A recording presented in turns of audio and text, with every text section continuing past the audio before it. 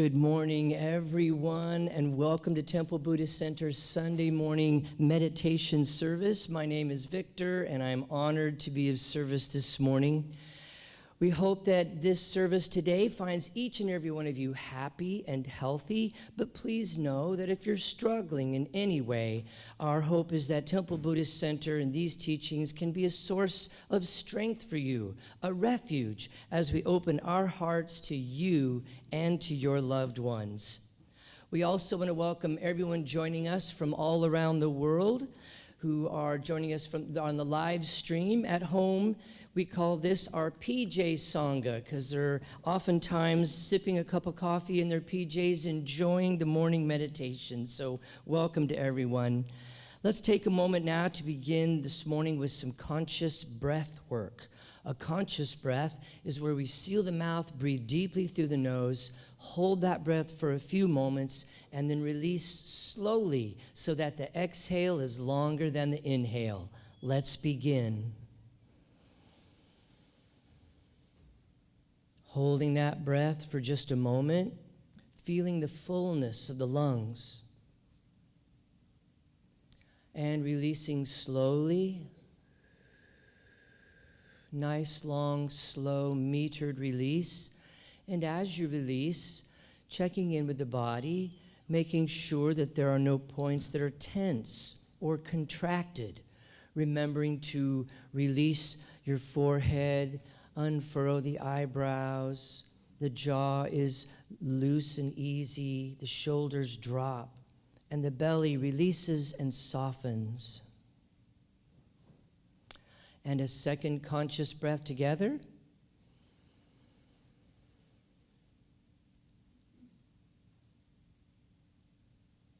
And as we release this breath, we give ourselves full and complete permission to simply relax into the energy of being, instead of that constant plugged into the energy of going, doing, striving, efforting. In sacred Sangha, we come together and we simply cultivate that energy of being, our beingness, if you will. And a third conscious breath together.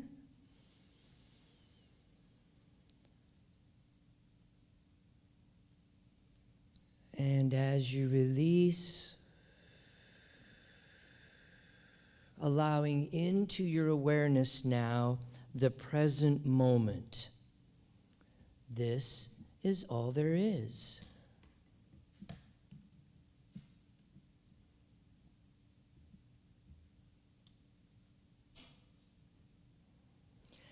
And so here at Temple Buddhist Center, we like to begin our Sunday morning services with a little bit of chanting.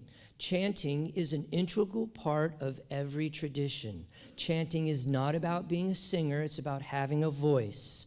Our chant today is Om Amidewa Ze, Om Amidewa Ze.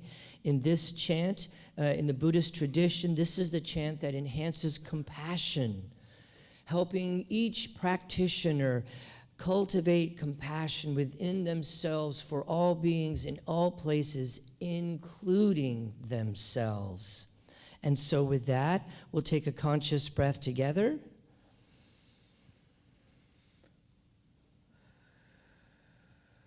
And let's begin.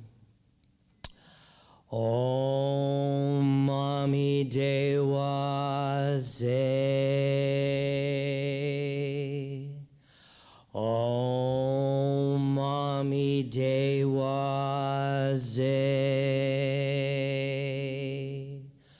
Om Amidewa Ze.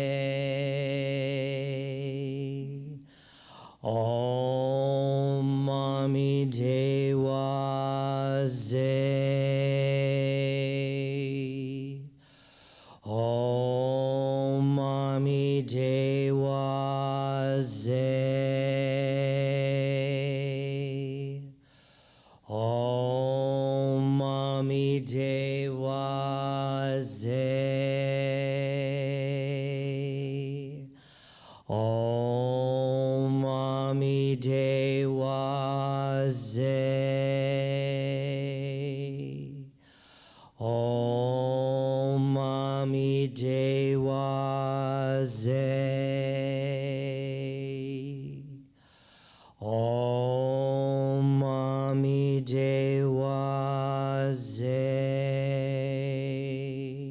once more. Om Mami Dewa Ze.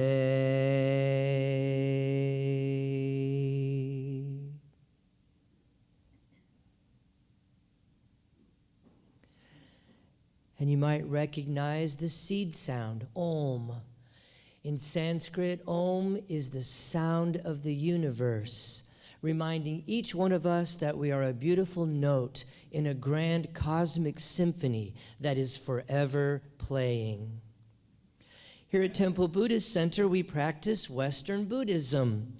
Western Buddhism is a blend of Eastern philosophy and Western psychology, and this new and exciting form of spirituality is dynamic, it is inclusive, it is active, and it focuses on core Buddhist insights, mindfulness, meditation, and their practical applications in our daily lives. Our goal here is not to get everyone to agree on a specific lineage or sect of Buddhism, but is more on a shared experience of mindfulness, oneness, and love. Whether we are chanting together, sharing from the heart, or spending time in noble silence, we respect that you will participate at a level that is comfortable for you. We take refuge in the three jewels of the Buddhist tradition, Buddha, Dharma, and Sangha. We value awareness of our Buddha nature. And this Buddha nature is not only within each one of us, but within every single being, helping to bring a new and a fresh perspective of this and every encounter. The second jewel is the Dharma, the truth teachings, the teachings that release us from fear, delusion, and help us to realize the true nature of who we are. And finally, Sangha, our spiritual community, an essential part of growth where we come together to practice the teachings and to help each other along every step of the path. And so at this time, let's go ahead and silence any cell phones or electronic devices as we prepare for a time in contemplation and meditation. We're going to begin with the prayer of refuge, which we will recite 3 times for the 3 jewels. And so let's take a conscious breath.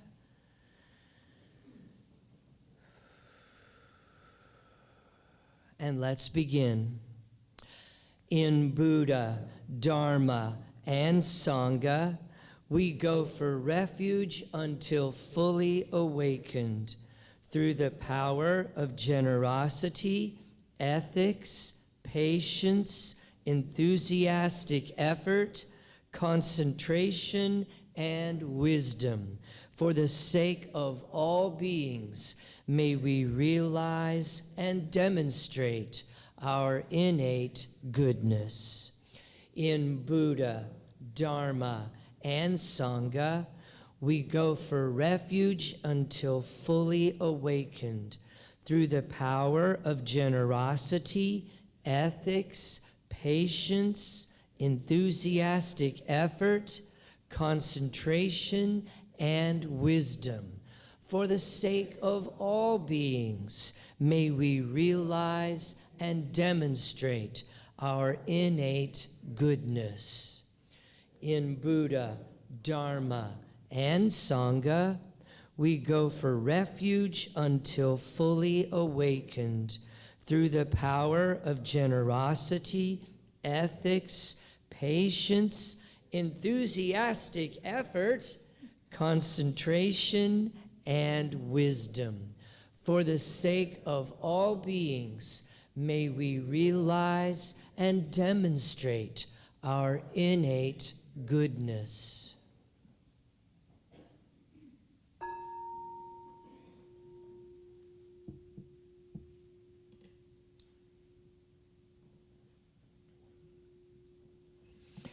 And so, as we prepare now for a time in meditation, if you have an extensive practice, then we invite you to practice in a way that is fitting for you this morning.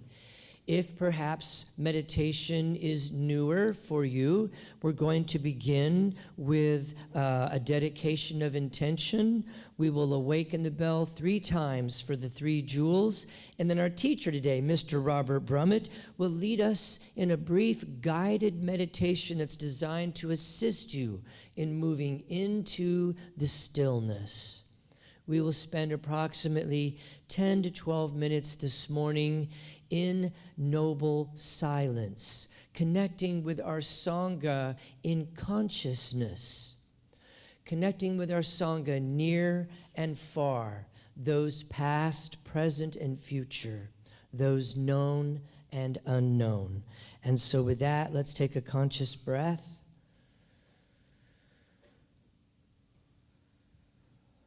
Body, speech, and mind, in perfect oneness, I send my heart along with the sound of the bell.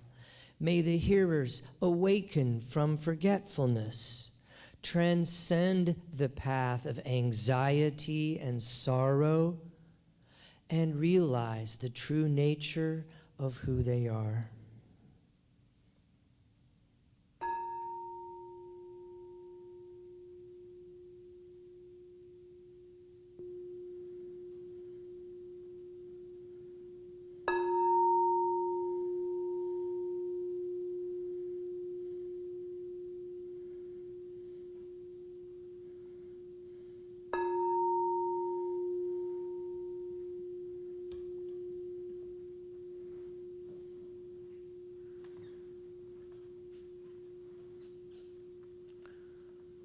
Let your attention follow the sound of the bell into the silence.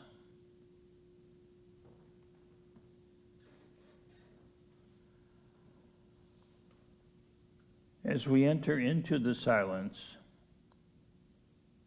we enter into a place of awareness, openness, attentiveness. So we pay attention to the body. We pay attention to the mind.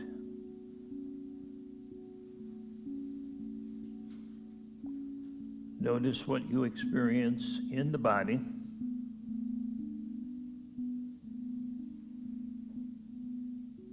Warmth, coolness, tension, relaxation, pressure, tingling, whatever sensations you notice in the body, just be aware. Notice how they each rise and fall.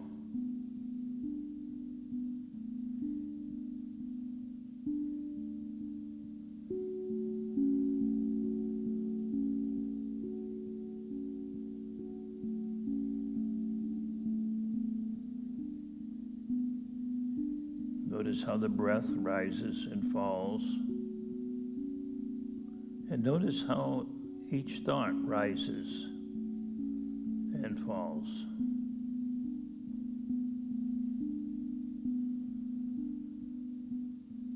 See if you can allow each breath, each sensation, each thought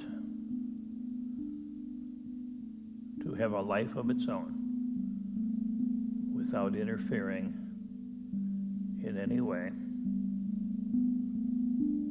Just paying attention.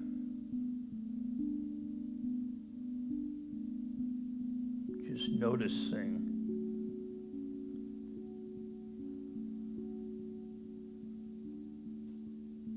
Feelings in the body, thoughts in the mind.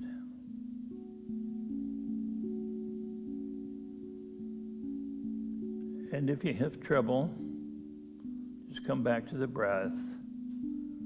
Pay attention to the breath for a while. And if you can, then open up once again to feelings, and thoughts.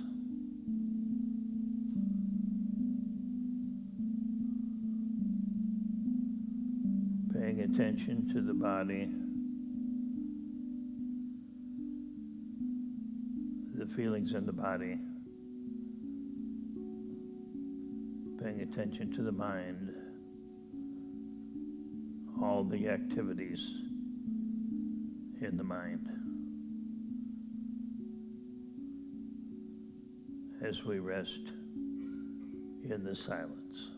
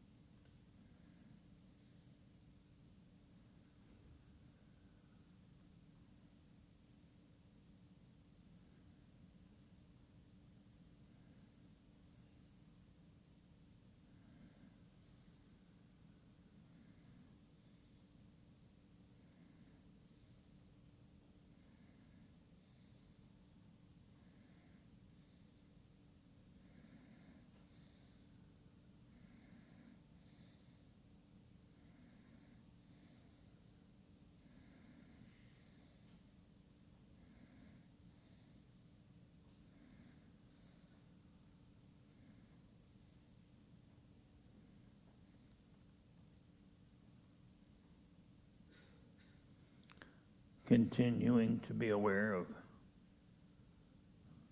sensations in the body, being aware of thoughts in the mind. I invite you to now include hearing in your field of awareness.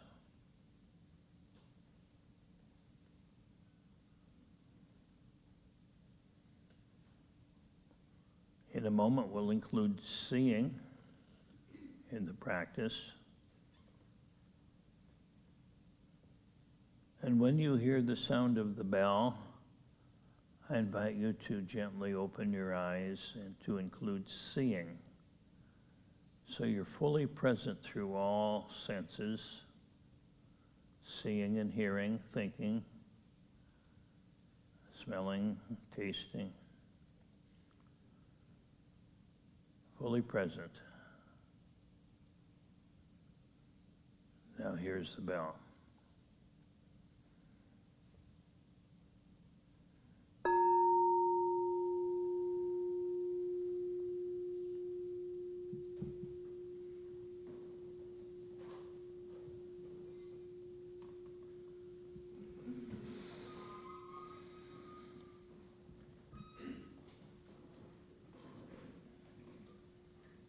Our choir's at work today. You can hear the high-pitched sound. Good morning, everyone. Good morning. Happy December, happy winter. It's good to be here in this sacred place. And whenever you're here, I invite you just to feel what it's like to be in this place. It's been dedicated to the silence, been dedicated to awakening for many, many years.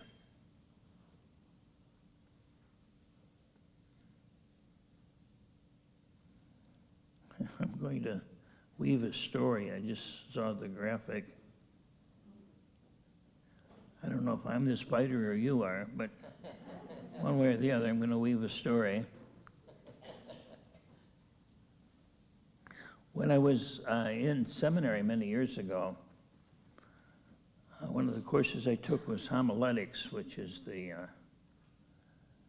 name given to the preparation and delivery of sermons Sunday morning.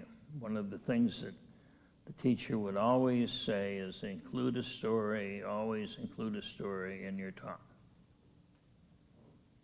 And those of you that are writers know as well that people love to read about stories, particularly stories about other human beings. We are storytelling animals. It's almost our second nature to want to tell stories.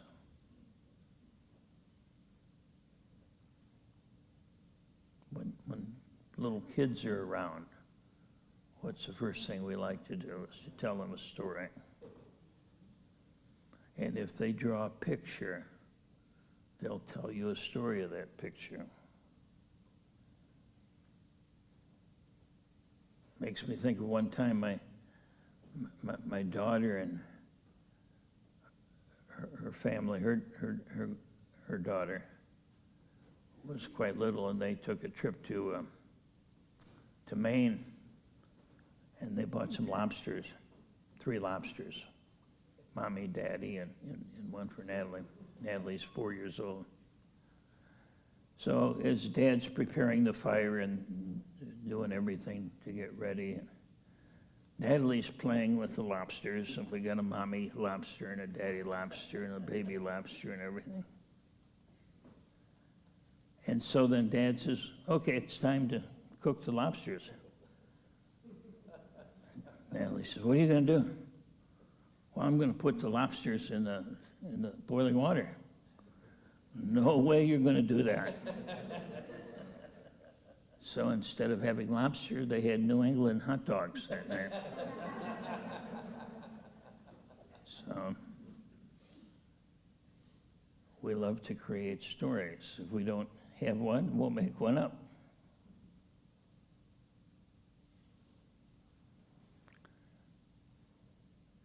You may be familiar with some of the cave paintings that have been discovered throughout the world. Some of the oldest ones are in southern France, near a town called Chauvet,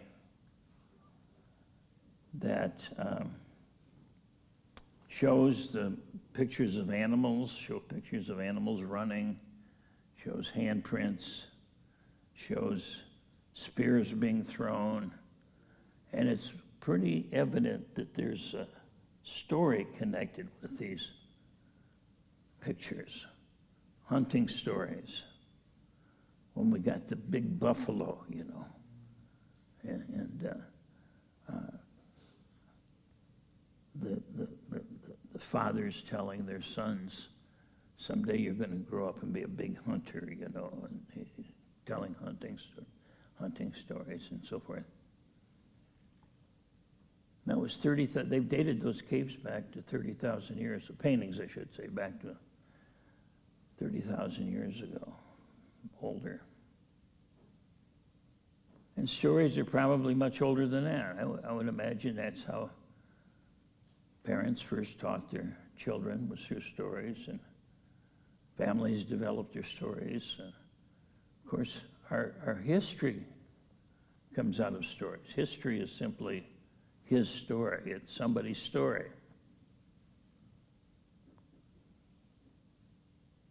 The Exodus is probably one of the first histories, but it's as much a story as it is a historical fact, what we call history, you see. And even what we call history today, so-called objective history, varies a lot depending upon what part of the country you're in, what your perspective is, you see. So we put our stories on just about everything that happens. We have our individual stories, but we also have our family stories. Every family has its own story, you know. And it's always interesting around this time of the year when you get different families coming together, perhaps with very different stories. It makes for interesting Thanksgivings and Christmas conversations over dinner, or not. Maybe we just agree not to talk about those things. Because we're so impassioned around our stories. It gives us a sense of who we are, sense of aliveness. Family stories, cultural stories. You know, we hear the word today, we hear the word a lot of culture wars, simply depicting that in our country we have actually many cultures, but we have two general cultures that are at odds with one another. Of course, we make a story around that too, don't we? So, national stories, human stories, stories about the universe. You know, we've created a scientific story about the universe, presuming that that's the most accurate and the most real and so forth. It's a great story, and there's nothing wrong with it. Science is great. I taught physics for many years in high school. But it's a story. We observe nature and we create some kind of a story around it. And as scientists work, our stories don't try to prove anything. But we create a story, and the scientist says, if you can't disprove this story, then we'll work with it. That's the way science grows, the way science works. You propose a hypothesis. The earth is flat. Well, today we look at the evidence and we could say, well, the earth is not flat. But if you didn't have the evidence, you could make a story up around the earth being flat. And for most of us, it might as well be. It doesn't matter, right? Whatever story you want to make.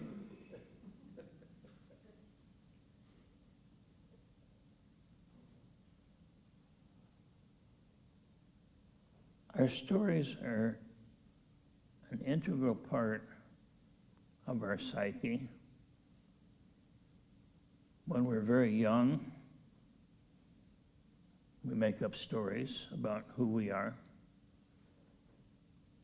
who our parents are, who the world is, who other people are. It's inevitable.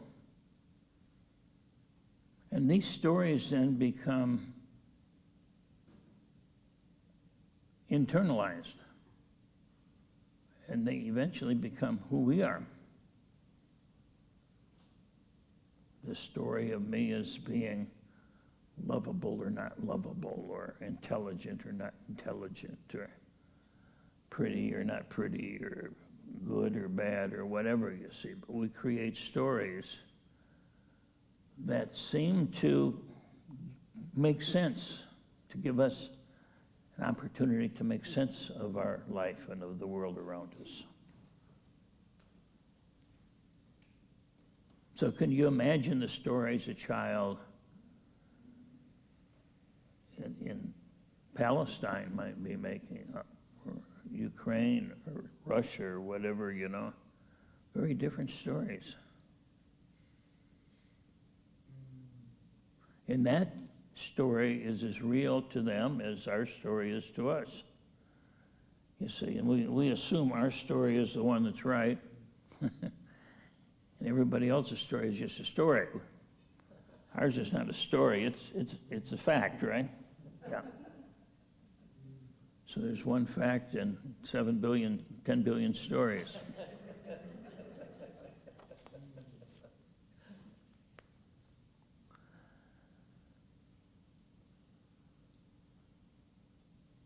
In Buddhism, it's taught that one of the basic causes of suffering is delusion. And a primary delusion is believing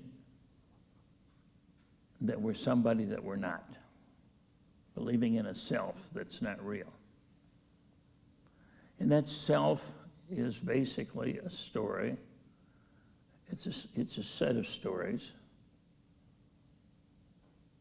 that we've identified with. And the Buddha says that causes suffering because it's not real. It takes us out of reality and puts us at odds with the way things really are. And that's when suffering takes place. When suffering takes place, we're arguing with reality in some way. We're attached to a story that doesn't agree with what's real in our life. So paying attention to our internal story is extremely important. Listening to our self-talk. When something happens, it's really helpful. Doesn't matter what happens, just an event occurs, and what am I telling myself about this? What am I telling myself about me? What am I telling myself about others, you see? Most of the time we don't think of it as a story. You know, after the 9/11 attack, 2001, it's so interesting how many different stories were spun off of that experience.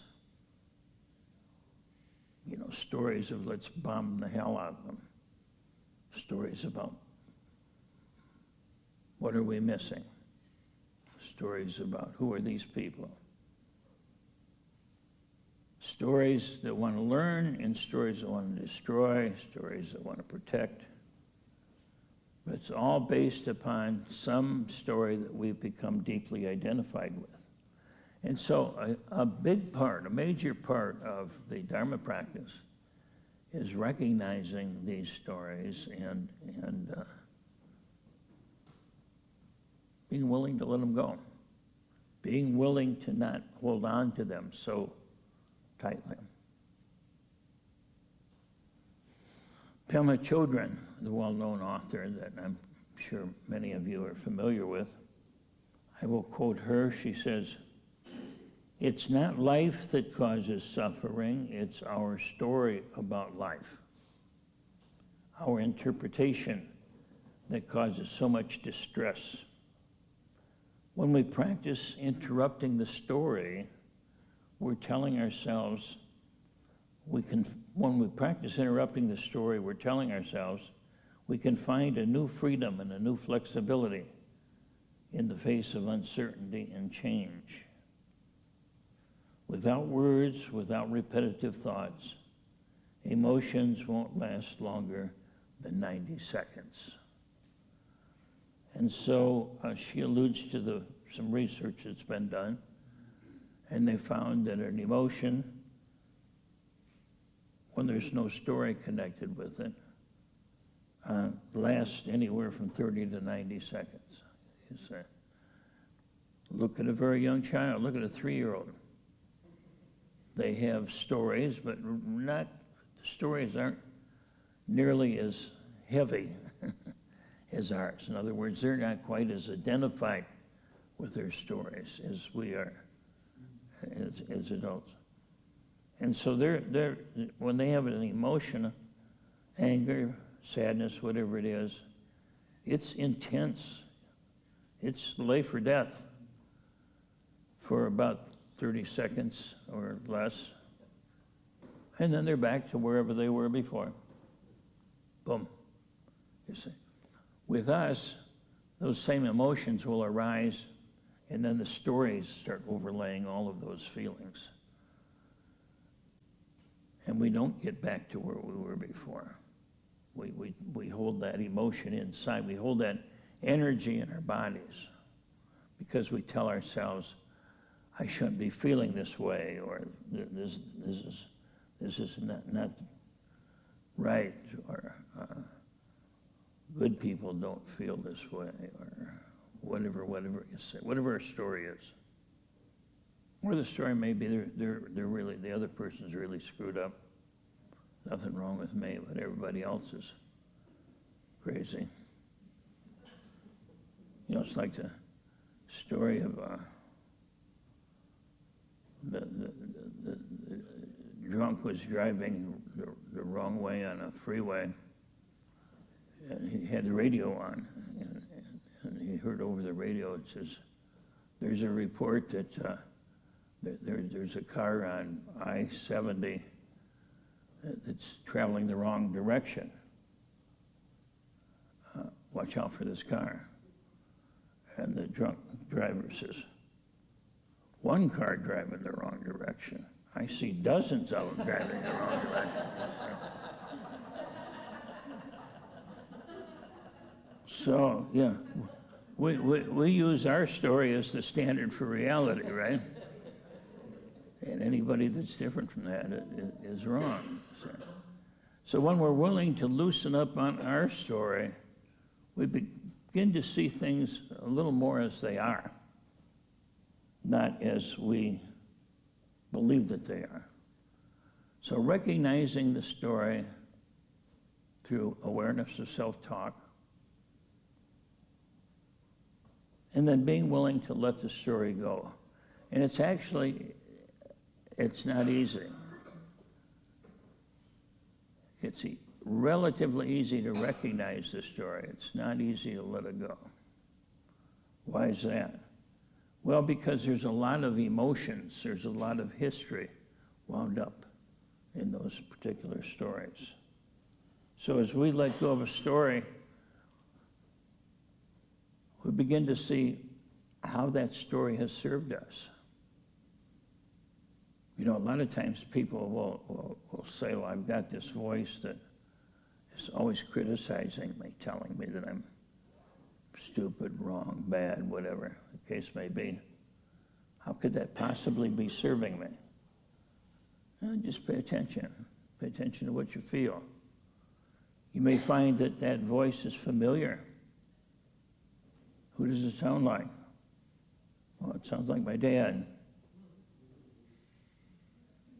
Well, what's your relationship with your dad? Well, he's died now. I miss him. Maybe that's your only connection with your dad. You see? Maybe it's a way of feeling safe. We don't have to do a lot of analysis, but it's important just to look at what payoff we're getting from each story that we hold on to. Identify the story. Decide whether or not you really want to believe that it's the God's given truth and everybody else is wrong. Or maybe it's a story that you've made up like everybody else has.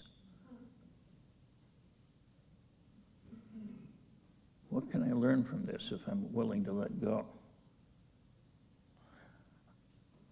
Ultimately, freedom comes. But you know the old story, before the wow comes the how, right? Or for my Jewish friends, before the joy comes the oi, yeah.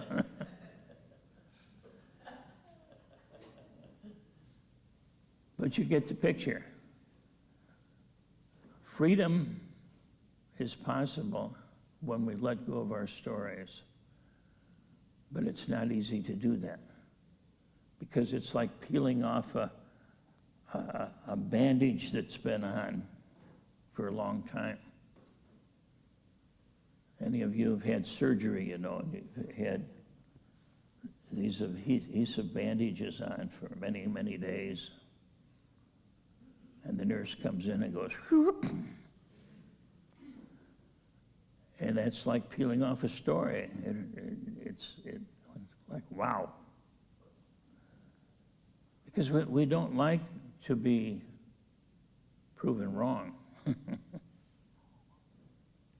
That's one of the things that I think our story does, is it convinces us that we're right, you see. So being willing to let go, being willing to face the feelings.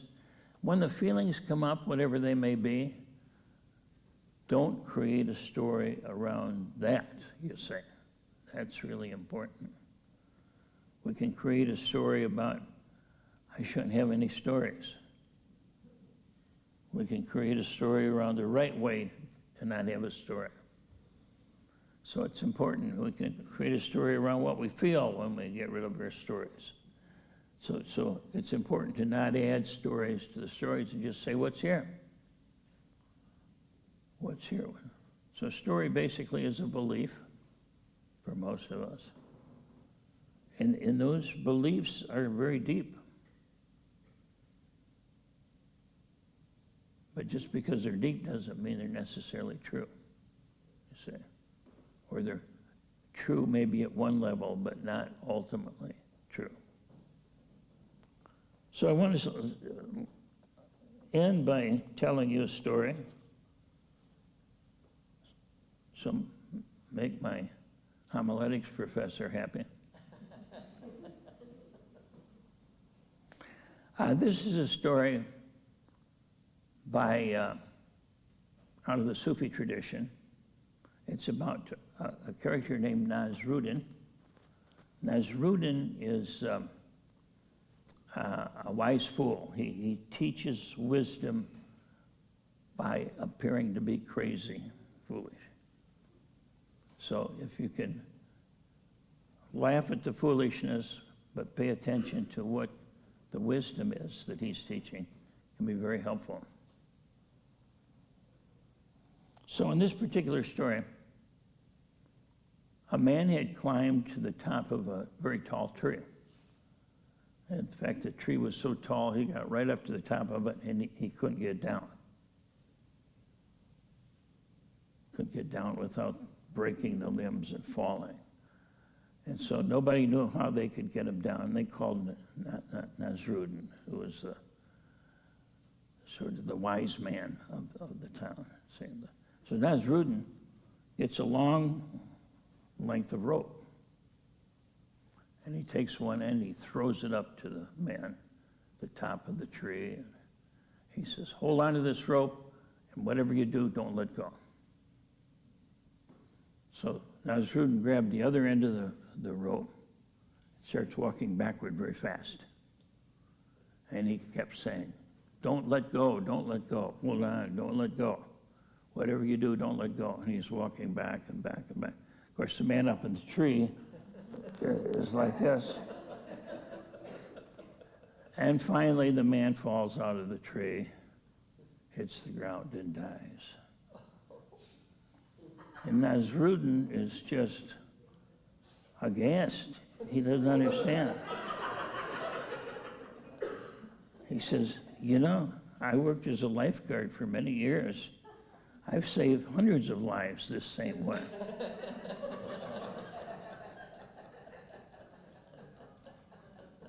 No? So the moral of the story is holding on to stories for too long can be very dangerous. So we'll end it with that. Nasrudin is a good friend.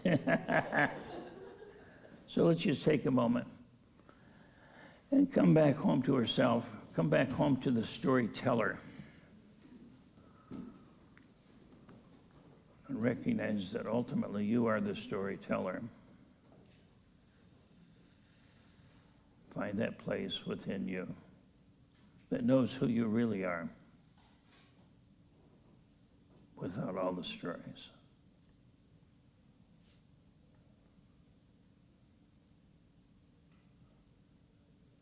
Thank you.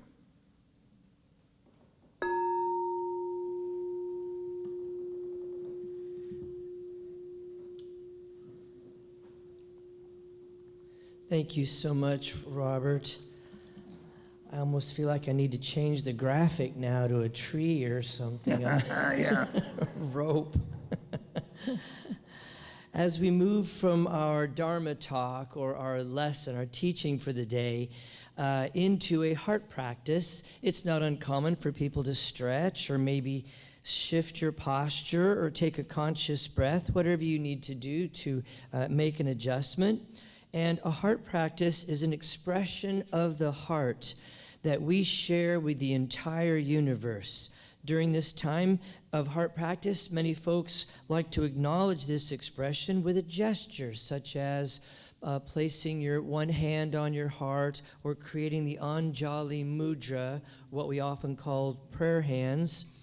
Or also, if you're still in meditation posture, just taking your hands and flipping them upside down. So it's sort of a radiating out kind of a posture. And so today's practice is a Tong Len practice. Is our heart practice for today is Tong Len. And so with that, let's take a conscious breath together.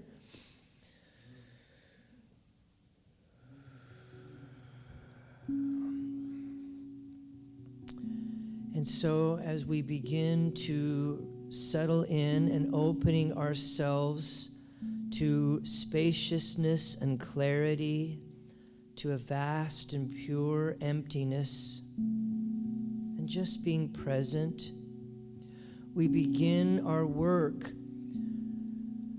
We begin our visualization, our heart practice, by working with texture, by beginning to breathe in feelings of heat or darkness or heaviness, and breathing out feelings of coolness, brightness, and warmth. Breathing out a sense of freshness. Breathe in completely, taking in a measure of suffering through every pore of your body, and breathing out completely, radiating positive energy through all the pores of your skin in all directions. continue this visualization until you are synchronized with your natural flow, your natural rhythm of breathing. Breathing in and breathing out. And now we can intensify our Tonglen practice by focusing on a person who might be struggling, someone in your life that you are aware of. It can be a friend, a loved one, someone on TV, a classmate, or a co-worker. And breathing in any fear or anger or delusion that they might be struggling with, and breathing out peace, compassion, clarity, letting our hearts transform negativity into gentleness and ease.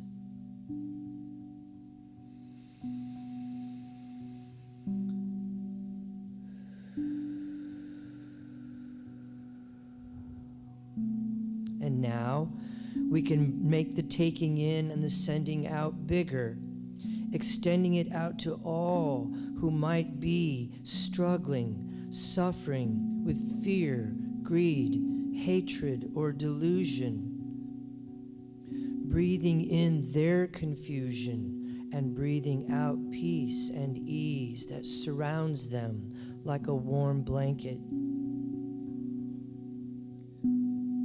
Those who you have a perception or a story that have hurt you or have hurt others, we can do Tonglen for them as well, thinking of them as having that same confusion, breathing in their suffering, breathing in their fear and anger, and breathing out relief. For those who are cold or hungry, breathing in their suffering and breathing out warmth and ease.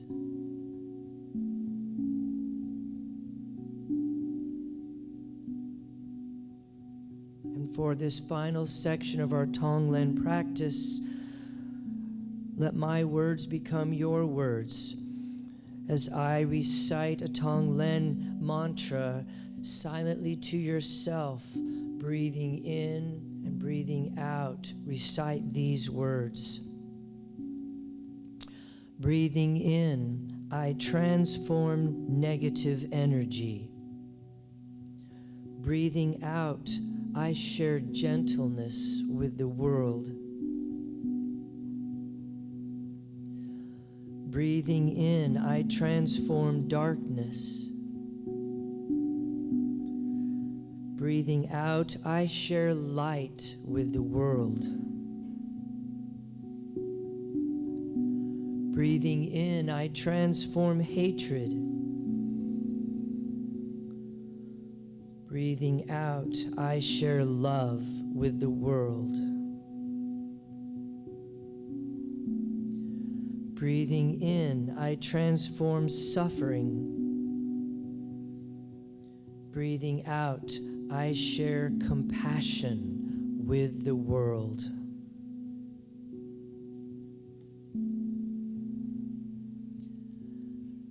And taking in a conscious breath together.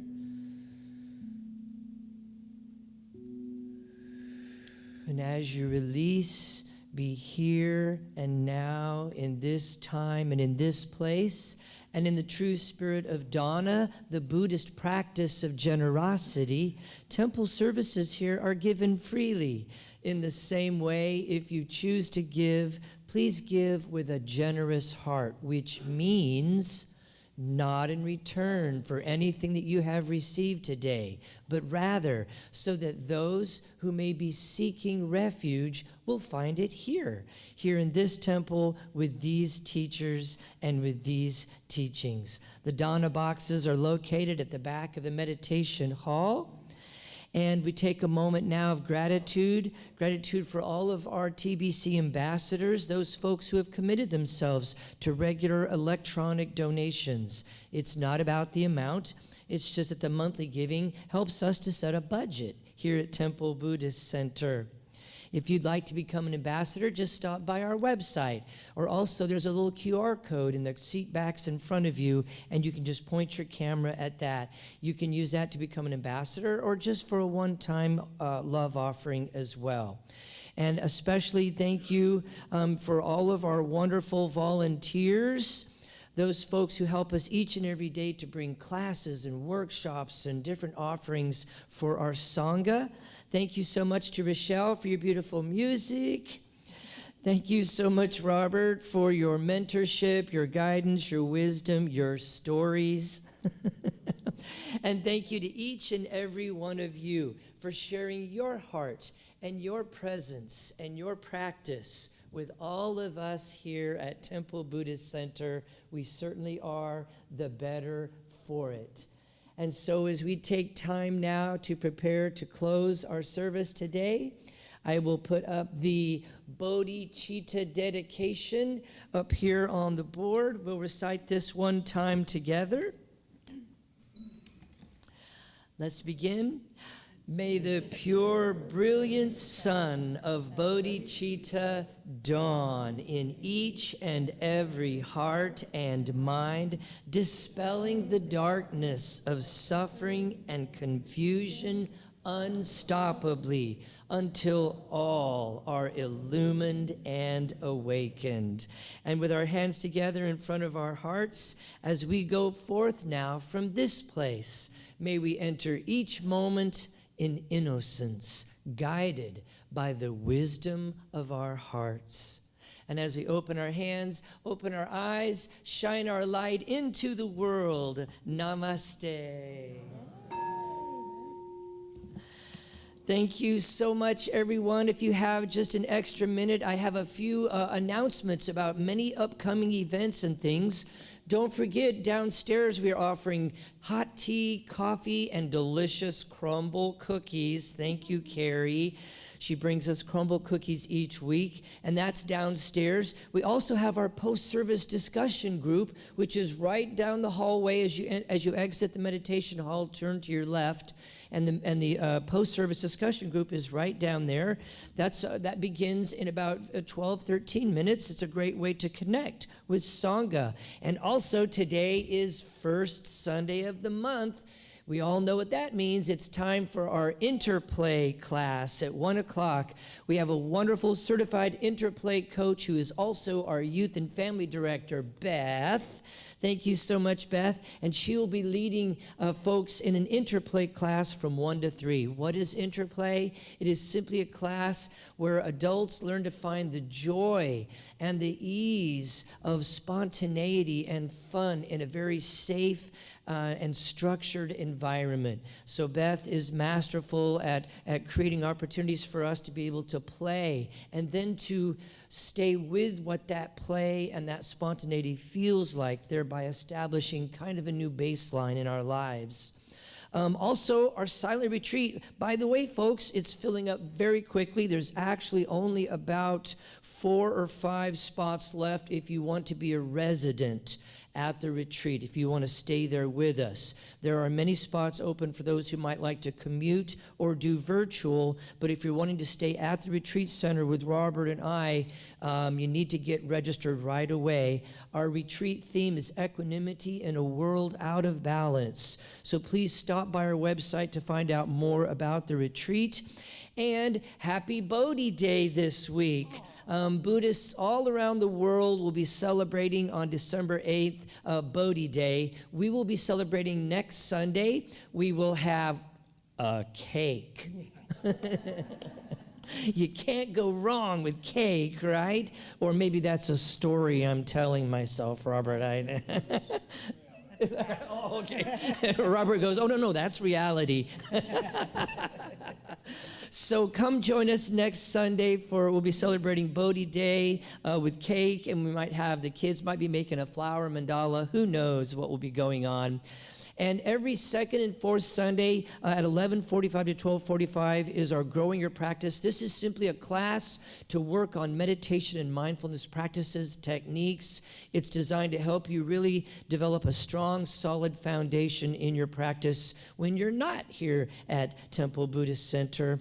And also on December 9th, we have one more teaser for our nonviolent communication classes that we're really getting going here at Temple Buddhist Center, based on the works of Marshall Rosenberg and his book, Nonviolent Communication, a groundbreaking, iconic book if you've never read it.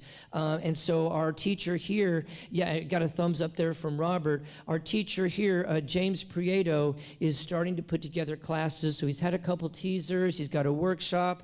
So you can find out more on December 9th as a Saturday from 9 to 11, all about this world of finding out how we create little microaggressions just in the way that we choose our words and our tone. So it's a wonderful class. I hope you can make it. And Rodney and Tammy are extending the Tuesday evening Coping with Depression class. So we're still doing that. That's even picks up this coming Tuesday. So for those of you that, as the darker months are coming in winter, we're spending more time inside, if depression is an issue for you, Tammy and Rodney have a wonderful support group where we just come, we talk about methods, techniques, and what people go through as they experience depression in various degrees. And with that, don't forget to sign up for volunteer opportunities or newsletters out on the little reception desk outside the meditation hall. Stop by our TBC store if you get a chance. Liz is always putting new and fun things in there. And then I'll leave this up there for you in case you want to take a photograph with your phone. And again, thank you everyone so much. As you go into your day, I wish you peace, blessings, and go Chiefs.